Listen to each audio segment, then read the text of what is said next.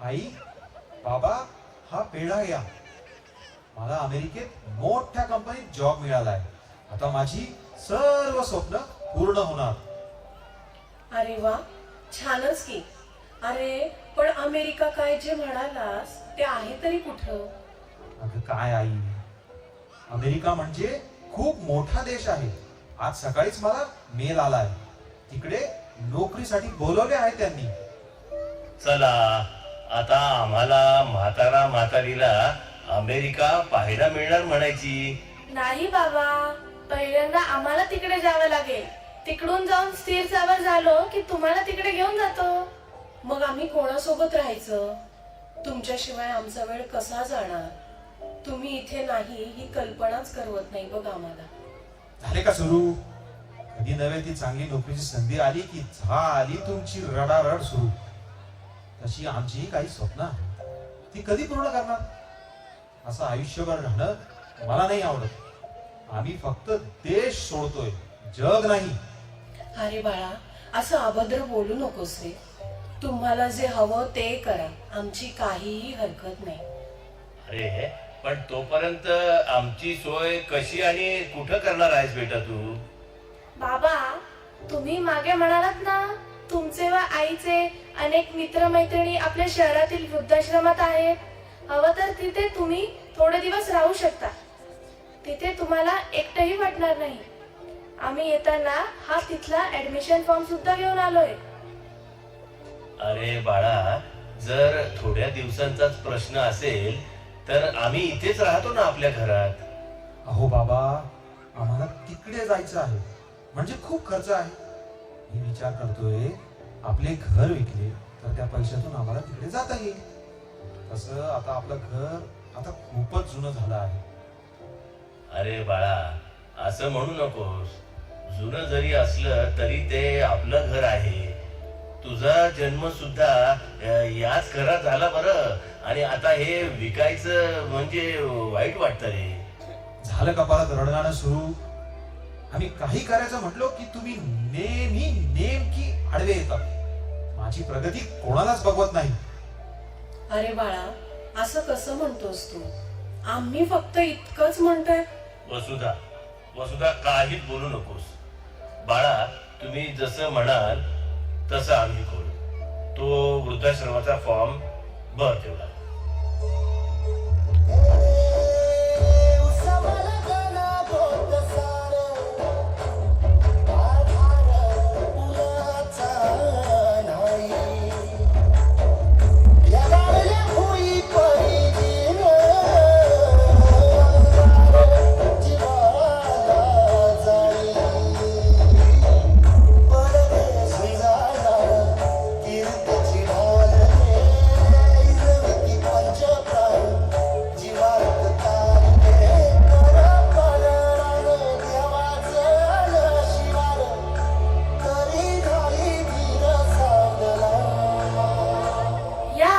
काकू या, माझे नाव आनंदी. मी आपले स्वागत करते. आई, बाबा, सर्व काही कागदपत्र फॉर्मॅलिटी मी पूर्ण केली आहे. लवकरच आम्ही तुम्हाला घ्यायला येऊ. आम्ही निघतो आता. ठीक आहे, आम्ही तुमची वाट पाहतोय. बाळांनो, लवकर या हा. अगं आनंदी, माझा मुलगा अमेरिकेत जातोय. आमची हेळसांड होऊ नये ना म्हणून इथं पाठवलं त्यांनी आम्हाला. आमची सुनबाई सुद्धा खूपच काळजी करते बघ आमची. हो का? छानच. चला, मी तुम्हाला तुमची खोली दाखवते.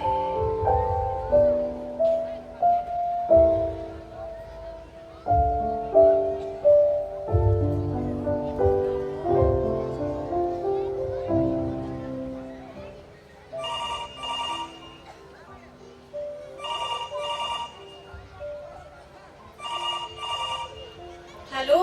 अरे बाळा, मी बोलतीये. कसा आहेस? तुझी आठवण येते रे. आई, मी खूप कामात आहे, नंतर फोन करतो. काय म्हणाल आपलं बाळ? अहो, तो मीटिंग मध्ये आहे, फोन करतो म्हणाला.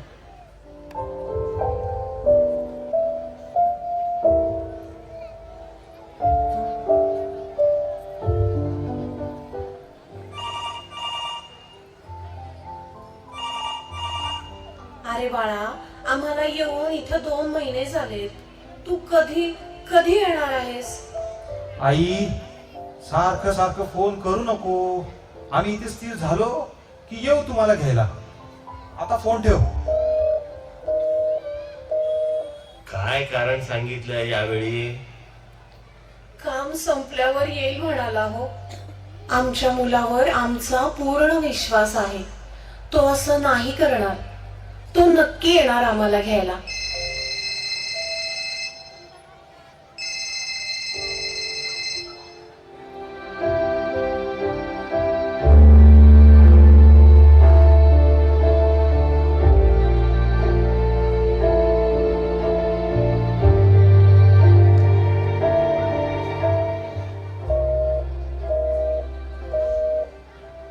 काका काकू, तुमच्या मुलाचा अपघात झालाय. काका, तुम्ही तर म्हणालात तुमचा मुलगा अमेरिकेत आहे, पण तो आपल्याच शहरातील हॉस्पिटलमध्ये ऍडमिट आहे. असं कसं होईल? जर तो अमेरिकेला गेलाच नाही तर मग इथे असूनही त्याने आम्हाला इथे का ठेवलं आहे? अहो, हे बोलायची ही वेळ नाहीये. चला पटकन हॉस्पिटलमध्ये.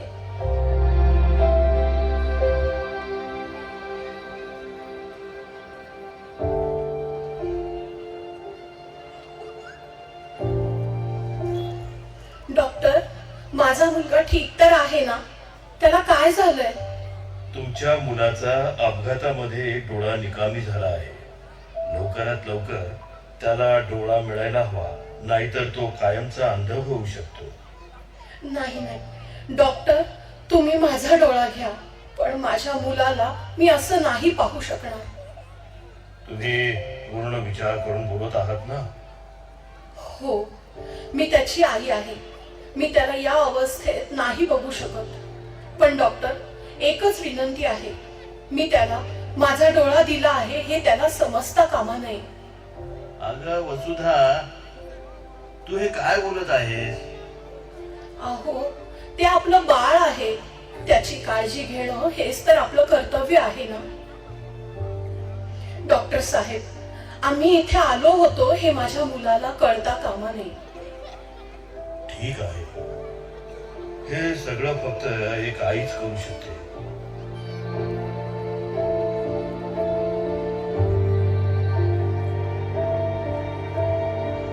अहो, जरा फोन लावून बघता का? मला त्याची खूप आठवण येत आहे. तो ठीक तर असेल ना?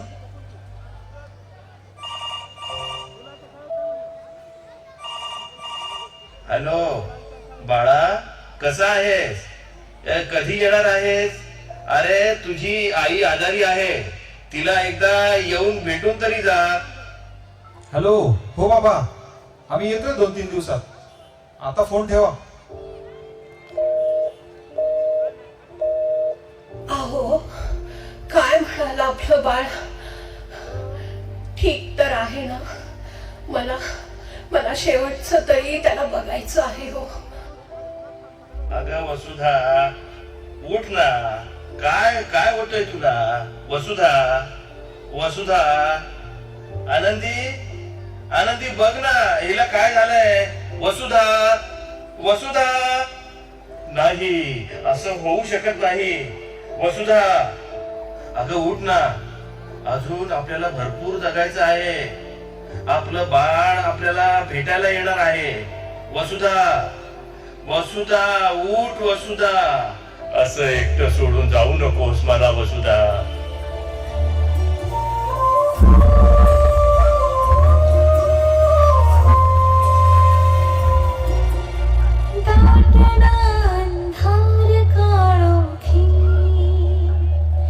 जीव पेटला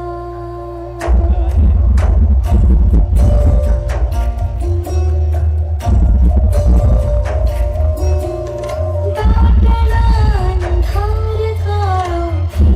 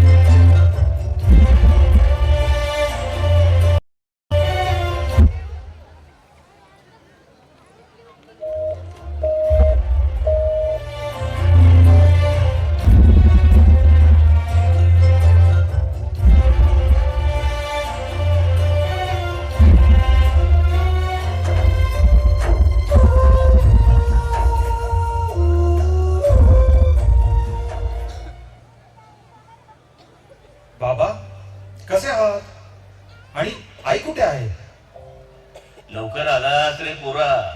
तिने केलेल्या उपकाराची परतफेड करायला आलास का? अहो बाबा, ते आम्ही वृद्धाश्रमाची फी भरायला आलो होतो. आणि असं टोचून का बोलताय? कोणत्या उपकाराची परतफेड? बरोबर, उपकार नाही, कर्तव्य केलं. तिनं तुला जन्म दिला, तुला मोठं केलं. इतकंच नाही तर तुला दुसरं आयुष्य दिलं. अरे तिच्यामुळे तू परत एकदा ही सृष्टी पाहत आहेस. काय बोलत आहात तुम्ही? मला काहीच कळत नाहीये. होय बाळा, तुझा अपघात झाला आणि एक डोळा निकामी झाला तेव्हा तुझ्या आईनं तिचा एक डोळा तुझ्यासाठी दिला. तुला हे ऐकून त्रास नको म्हणून हे लपवून ठेवायला सांगितलं त्या माऊलीनं. काय? बाबा, आई कुठे आहे? आई, मी चुकलो. मला तिची माफी मागायची आहे. बाळा, खूप उशीर झाला रे. तुझी आई या जगात नाही आता. बाबा, असं नका बोलू. माझी आई हवी आहे. बाळा, तुला तुझी आई मिळणे आता शक्य नाही, पण तिची एक शेवटची इच्छा आहे. ही चिठ्ठी तू वाचावीस.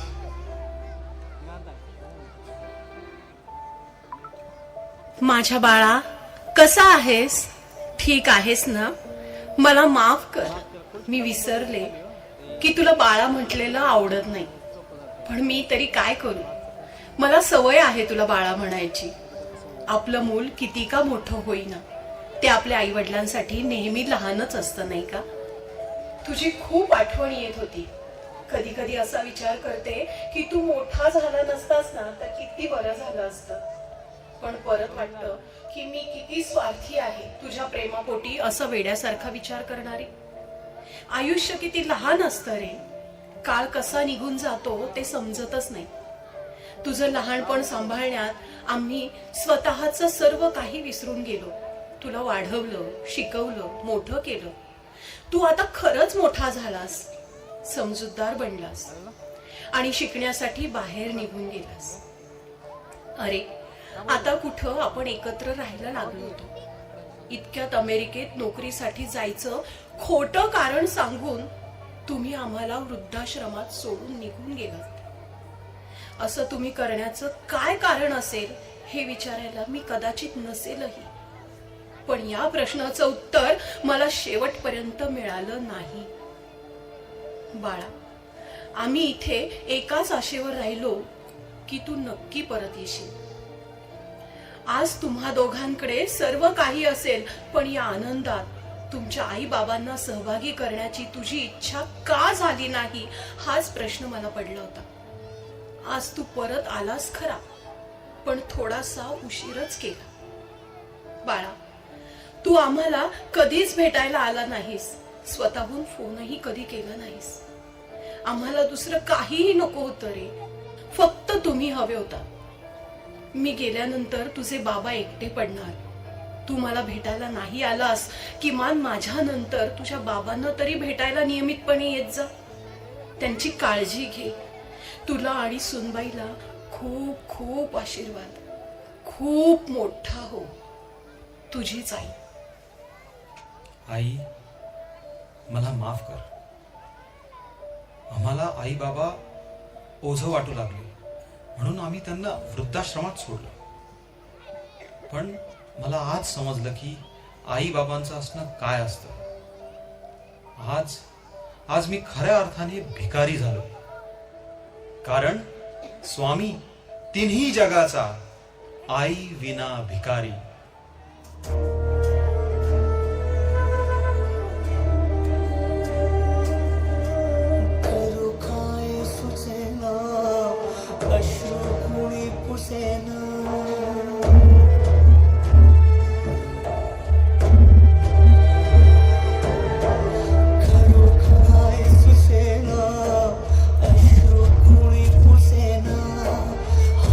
तुझा बोला मला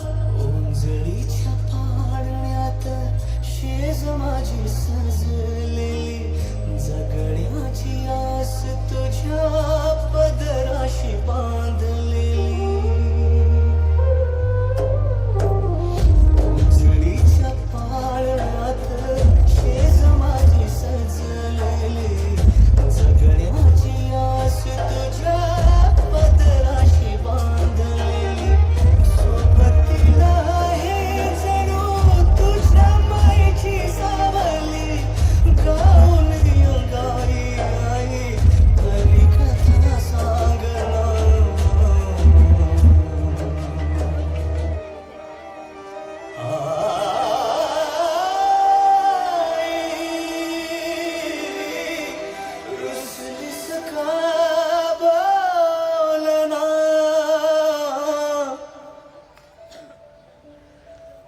पाहिलंच सेवेकऱ्यांनो, यामध्ये नेमकी चूक कोणाची? मुलांना चांगलं शिक्षण देणाऱ्या आई वडिलांची, की एका ठराविक वर्षानंतर आई वडील म्हणजे ओझं वाटणाऱ्या मुलांची?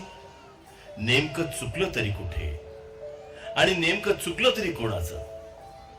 अहो, खर तर अशी दुर्दैवी वेळ कोणत्याच पालकांवर यायला नको.